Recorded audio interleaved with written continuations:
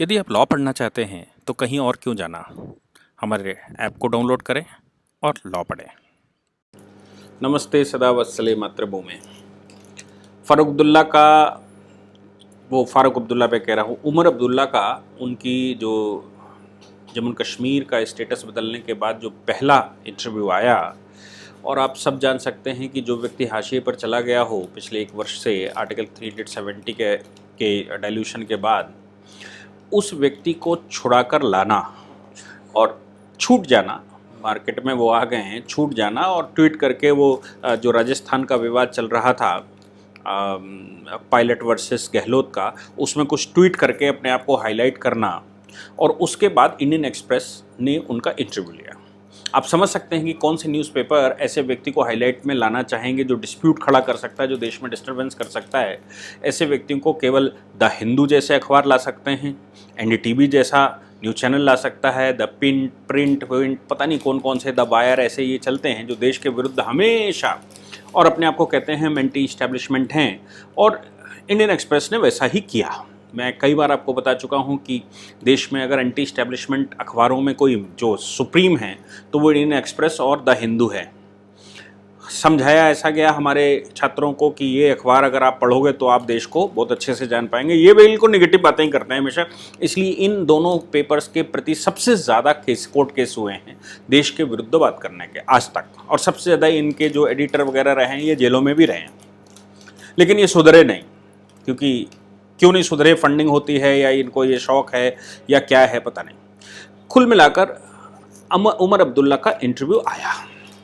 उमर अब्दुल्ला ने कहा कि गुप्तार डिक्लेरेशन, अब मैं आपको गुप्तार डिक्लेरेशन, हमारे देश में लोगों को नहीं मालूम कि गुप्तार डिक्लेरेशन क्या है।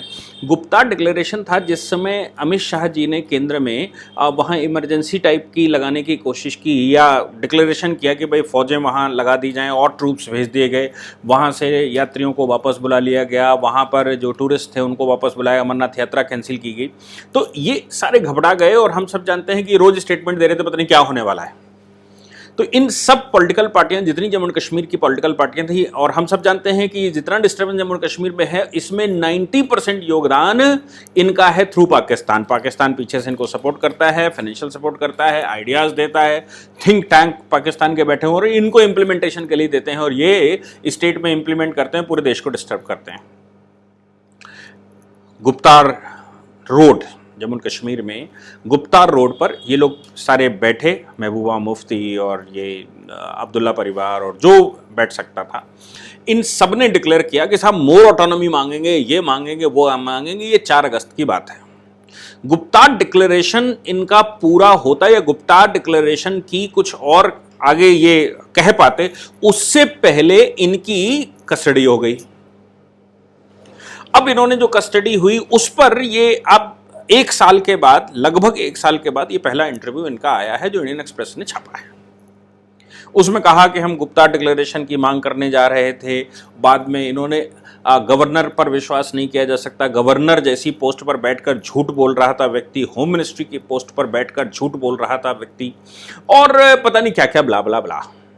और ये सब गलत, अनैतिक तरीके से किया गया, कॉन्स्टिट्यूशन को अनैतिक तरीके से संविधान संशोधन किया गया।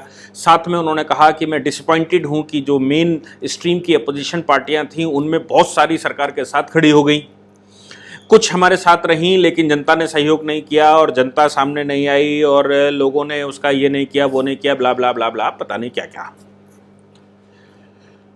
बात तो उनकी बिल्कुल ठीक है कि लोगों ने सहयोग उनका नहीं किया। लोगों ने सहयोग, 130 करोड़ जनता में से अगर सहयोग करने वाले कुछ लोग रहे होंगे तो उन्होंने बोलने का प्रयास किया होगा, लेकिन आपके बिहाफ पर पाकिस्तान बखूबी बोल रहा था। जो आप यहां पर अंदर बैठकर बोल सकते थे वो पाकिस्तान इंटरनेशनल मंचों पर, पाकिस्तान पूरी झटपटाहट में था और पूरी शक्ति इमरान खान ने अपनी लगा रखी थी कि आपको कैसे सपोर्ट किया जाए। दुर्भाग्य ऐसा है कि देश में केंद्र की सरकार इस तरह की बैठी हुई है जिसने वो एक भी कला चलने नहीं दी। पाकिस्तान की कोई कला नहीं चल पाई, चाइना की कोई कला नहीं चल पाई, पाकिस्तान में बैठे तुम्हारे पितामहों की कोई कला नहीं चल पाई, चाहे वो जैश ए मोहम्मद हो, चाहे वो लश्कर ए तोयबा हो, चाहे वो तहरीके पाकिस्तान हो, तहरीके या तहरीके तालिबान हिंदुस्तान हो, या भारत में पीएफआई जैसे संगठन काम कर रहे थे, सिमी जैसे संगठन काम कर रहे थे, या ज़कात फाउंडेशनें आपके सपोर्ट कर रही थी, ये एक भी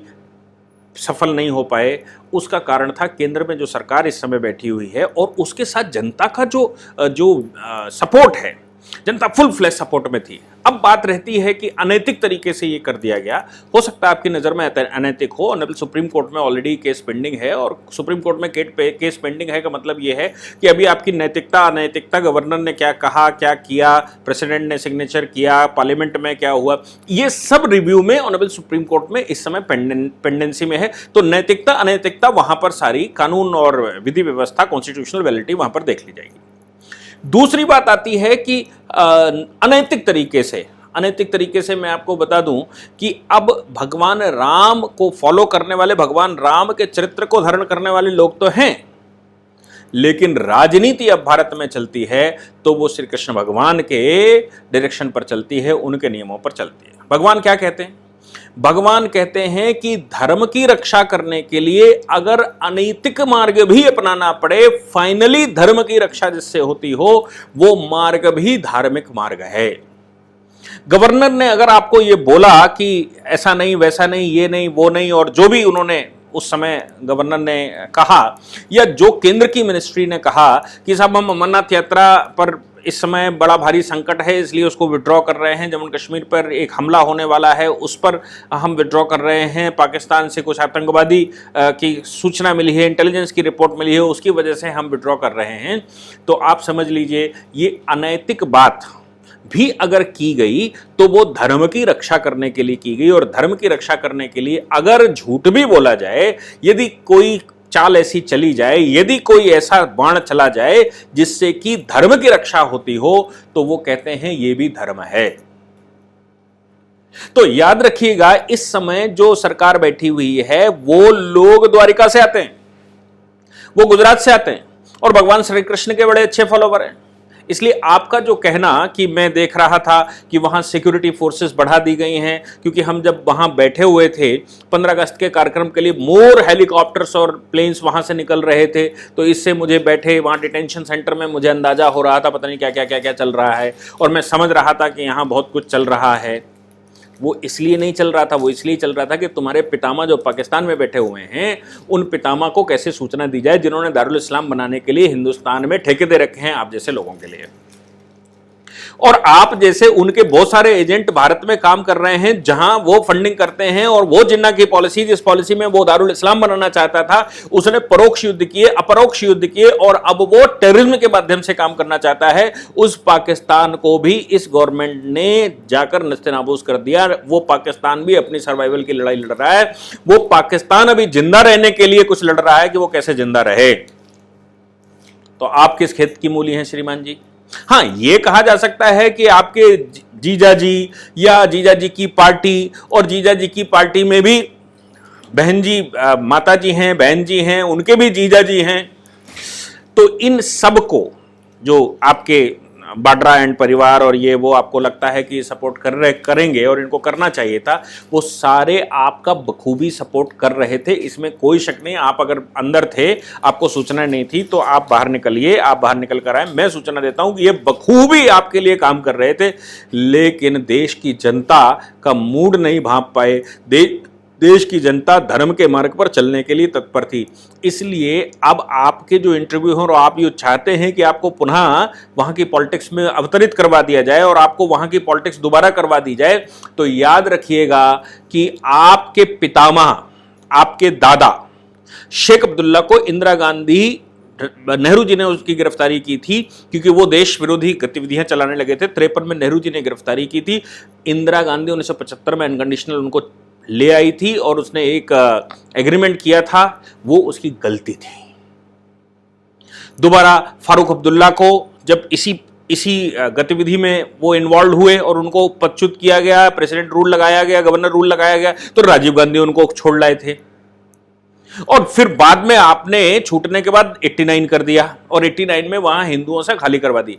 याद रखिएगा, मैं आपको बता देना चाहता हूं, आपको आश्वस्त कर देना चाहता हूं कि आज की तारीख में केंद्र की सरकार आपको पुनः उस पॉलिटिक्स में नहीं लेकर जाएगी। जो गलती इंदिरा गांधी और राजीव गांधी ने की थी अपने समय पर, आपके बाबा और आपके बाप को वहां सत्ता देकर, और बाद में आपने वहां पर जो रॉन्ग गतिविधि चला सकते थे वो सारी रॉन्ग गतिविधियां आपने चलाई, वो अवसर आज की सरकार नहीं देने वाली। इसलिए उस सरकार ने उसको आपको 370 को डाइल्यूट किया, 35 कैपिटल कॉन्स्टिट्यूशनल ऑर्डर जो आपकी जान थी नेहरू जी आपको दे गए थे, वो सारी समाप्त कर दी और साथ में यूनियन टेरिटरी दोनों को बनाकर रख दिया। और उसके अलावा आपके छूटने से पहले वहां पंचायत चुनाव करवा दिए, नई लीडरशिप वहां डेवलप करवा दी। अब आपकी लीडरशिप वहां चलने वाली नहीं है। और जैसी एकात्म लीडरशिप नेहरू जी और इंदिरा गांधी ने या राजीव गांधी ने आपको दी थी, जिसकी वजह से जम्मू कश्मीर का विषय आज तक सॉल्व नहीं हो पाया, ये सरकार आपको किसी भी प्रकार से इस प्रकार का अवसर देने वाली नहीं है। इसलिए आपके जो सहयोगी इंडियन एक्सप्रेस, द हिंदू या HT या द वायर या द NDTV, इन चैनलों के पास जाइए और कुछ अपना इंटरटेनमेंट करिए।